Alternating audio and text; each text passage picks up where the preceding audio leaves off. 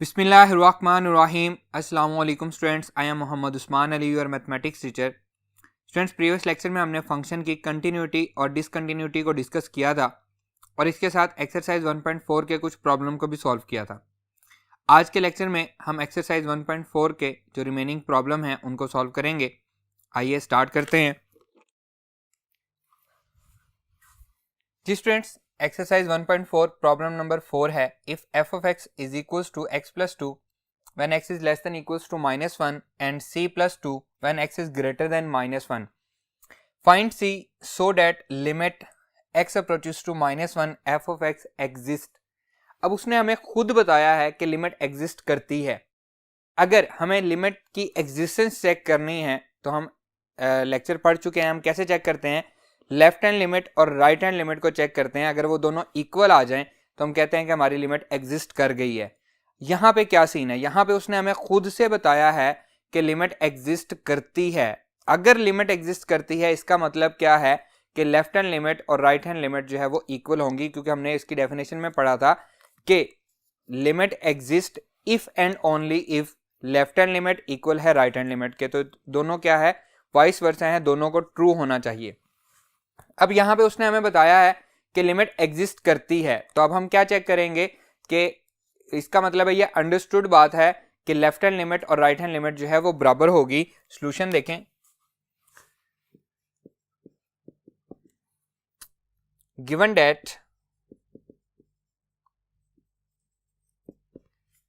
Limit x approaches to -1 f of x exist, यह हमें given दिया गया है कि लिमिट एग्जिस्ट करती है, means that left hand limit equal है राइट हैंड लिमिट के। Implies limit x approaches to -1 f of x equal है limit x approaches to -1 f of x के राइट हैंड लिमिट के, और इसे हम क्या लेते हैं 1, क्योंकि हमें ये बाद में काम आएगा। अब हम लेफ्ट हैंड लिमिट और राइट हैंड लिमिट को चेक करते हैं। Limit x approaches to -1 f of x equal है -1 से छोटी ये वाली वैल्यूज हैं, x प्लस 2 आएगा। Limit x approaches to -1 x plus 2, limit put करेंगे -1 प्लस 2 इक्वल्स टू किसके आ जाएगा? +1 के। क्लियर? राइट हैंड लिमिट को चेक करते हैं। लिमिट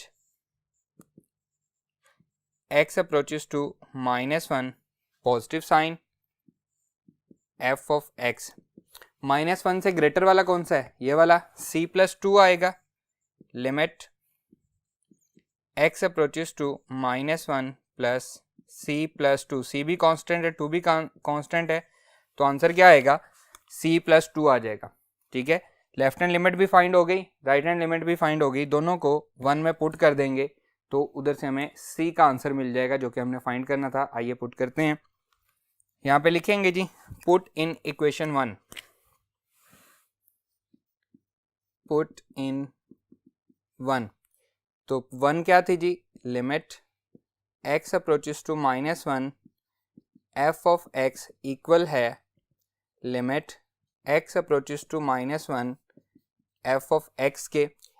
अब लेफ्ट हैंड लिमिट का आंसर क्या आया था हमारे पास? 1, और राइट हैंड लिमिट का आंसर क्या आया था? c प्लस 2, 2 इधर आएगा माइनस हो जाएगा, 1 माइनस 2 इक्वल्स टू c। तो यहाँ से c का आंसर क्या आएगा? c will be that is equals to -1, और यही हमने फाइंड करना था c की value.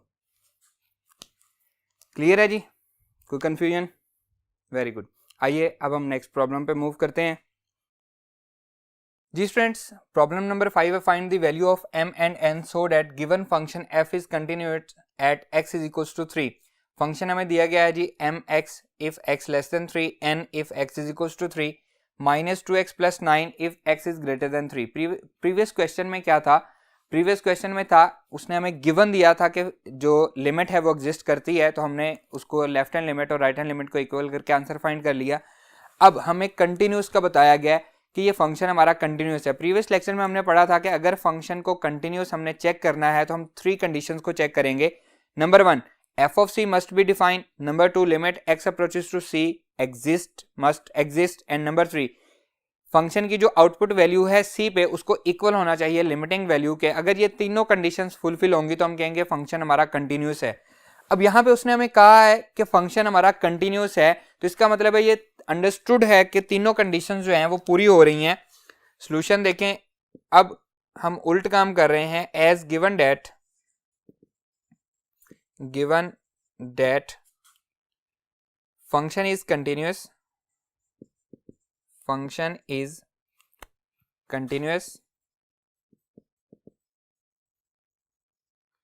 at x is equals to 3.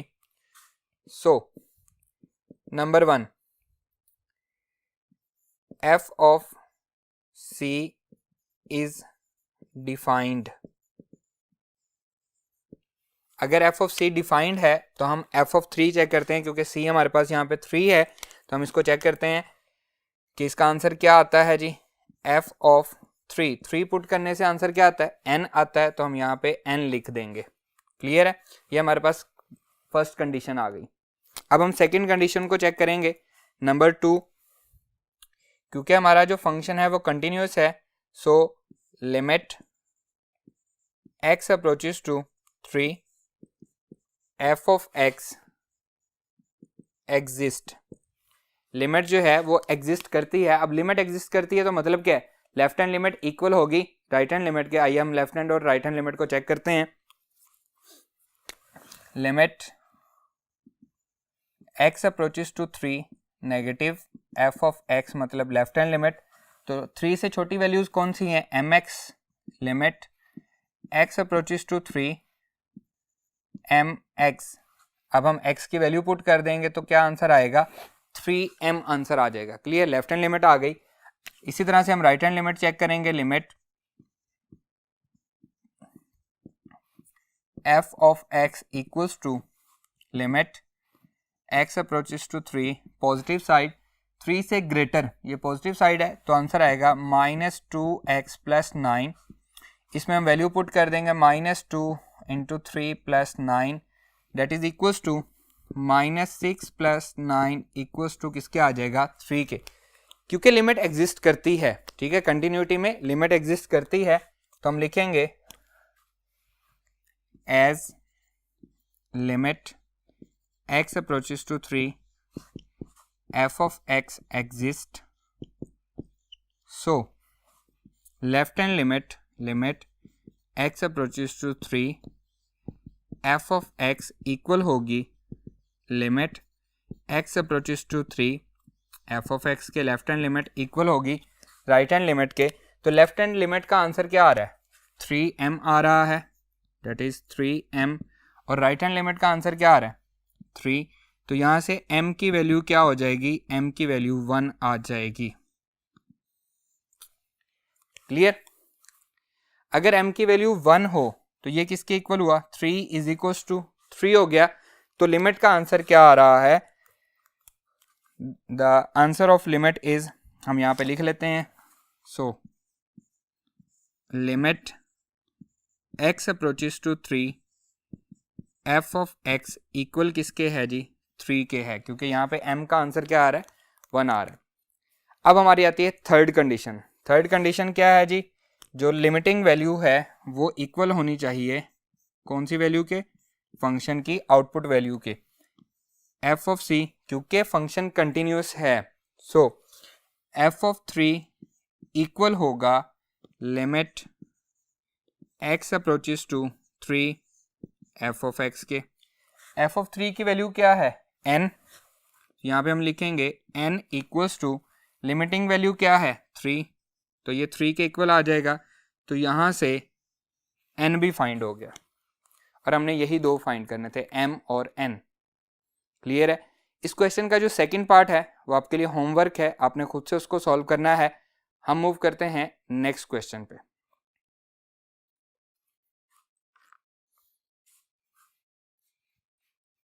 Ji students, problem number 6 most important problem है, बोर्ड में भी आ चुका है, इसको अपने अच्छे से समझना भी है क्योंकि ये बहुत इंपॉर्टेंट प्रॉब्लम है।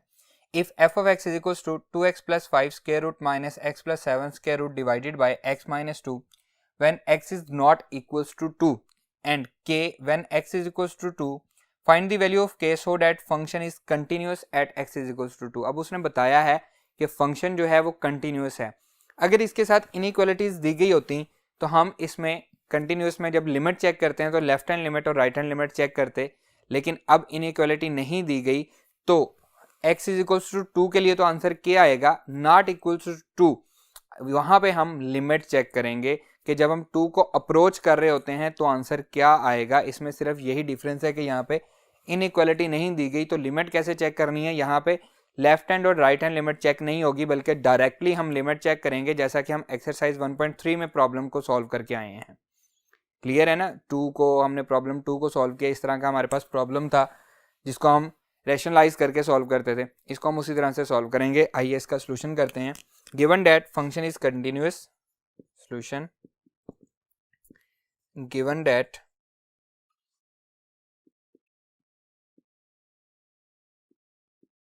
फंक्शन इज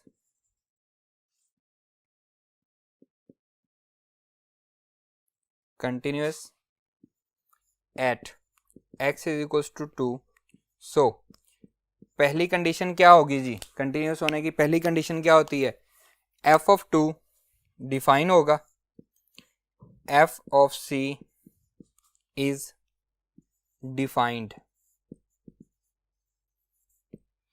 तो c यहाँ पे क्या है, 2 है, 2 पे आंसर क्या आ रहा है जी, k आ रहा है। ये हमारे पास फर्स्ट कंडीशन है जी। क्लियर है, फर्स्ट कंडीशन हो गई। अब हम सेकंड को चेक करते हैं। सेकंड कंडीशन है जी, लिमिट को एग्जिस्ट करना चाहिए क्योंकि वो कंटिन्यूस है, तो लिमिट जो है limit x approaches to c, c यहाँ पे क्या है 2, f ऑफ x एग्जिस्ट। अगर लिमिट एग्जिस्ट करती है तो हमने लिमिट का आंसर फाइंड करना है, तो हम यहाँ पे लिखेंगे लिमिट x अप्रोचेस टू 2। अब दोबारा हम फंक्शन पे देखते हैं कि जब वो 2 के इक्वल नहीं है तो क्या आंसर दे रहा है। देखें जी 2 पे तो ये क्या आंसर दे रहा है, 2 के इक्वल नहीं है तो हमारे पास ये आंसर आ रहा है और इसको हम रैशनलाइज करेंगे। आइए हम इसको लिखते हैं, that will be equals 2x plus 5 minus x plus 7 divided by x minus 2। Limit exist कर रही है तो हम इसकी लिमिटिंग वैल्यू चेक कर लेंगे कि इसकी लिमिटिंग वैल्यू क्या आ रही है।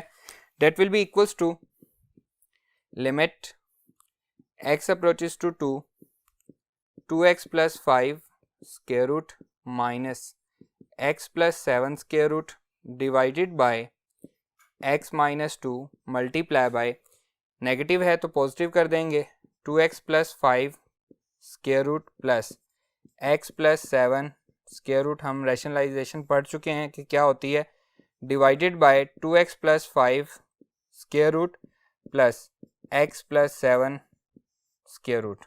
ठीक है, हम इसको क्या कर रहे हैं, रैशनलाइज कर रहे हैं। एक दफ़ा प्लस एक दफ़ा माइनस, तो a square minus b square यहाँ पे साथ लिख देंगे। We know that a square minus b square equals to a plus b, a minus b, एक दफ़ा प्लस और एक दफ़ा माइनस होता है तो ये इक्वल आ जाएगा limit x approaches to 2, 2x plus 5 whole square root and सारे का square minus b square x plus 7 square root and सारे का square divided by x minus 2 multiply होगा 2x प्लस 5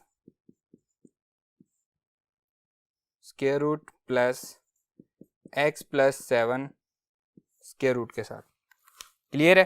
अब यहाँ पे देखें स्क्वायर जो है ये स्क्वायर रूट से कैंसिल हो जाएगा, स्क्वायर जो है स्क्वायर रूट से कैंसिल हो जाएगा, बचेगा क्या, that will be equals to limit x approaches to 2, 2x plus 5 minus x plus 7 और डिवीजन में एज इट इज रहेगा x minus 2 2x plus 5 square root plus x plus 7 square root. Clear? बाहर minus है तो अंदर अलामत change हो जाएगी, प्लस की जगह माइनस आ जाएगी। That will be equals to limit x approaches to 2x plus 5 minus x minus 7, बाहर माइनस था तो अंदर वाली अलामत चेंज हो गई, बाकी as it is x minus 2x plus 5 square root plus x plus 7 square root. Clear? That will be equals to limit x approaches to 2x minus x बच जाएगा, 5 माइनस 7 माइनस 2 बचेगा, divided by x minus 2x plus 5 square root plus x plus 7 square root. वैसे हम इसको rationalise क्यों कर रहे हैं, हमने डायरेक्टली लिमिट पुट क्यों नहीं की? इसलिए कि अगर हम इसमें डायरेक्टली लिमिट पुट करेंगे तो क्या बनेगा, ये 0/0 फॉर्म बनेगी। हम एक्सरसाइज 1.2 में जो क्वेश्चन नंबर 2 के जो लास्ट पे सेकंड लास्ट और उससे पीछे वाला जो पार्ट है वो हम कर चुके हैं, उसमें यही हमें प्रॉब्लम आती हैं कि वो 0/0 फॉर्म बनती है और हम उसको रैशनलाइज करते हैं, इसलिए हम यहाँ पे इसको रैशनलाइज कर रहे हैं। तो यहाँ से x माइनस 2 से कैंसिल हो जाएगा, that will be equals to limit x approaches to 1/2x plus 5 square root plus x plus 7 square root. अब हम लिमिट अप्लाई करते हैं, अप्लाइंग लिमिट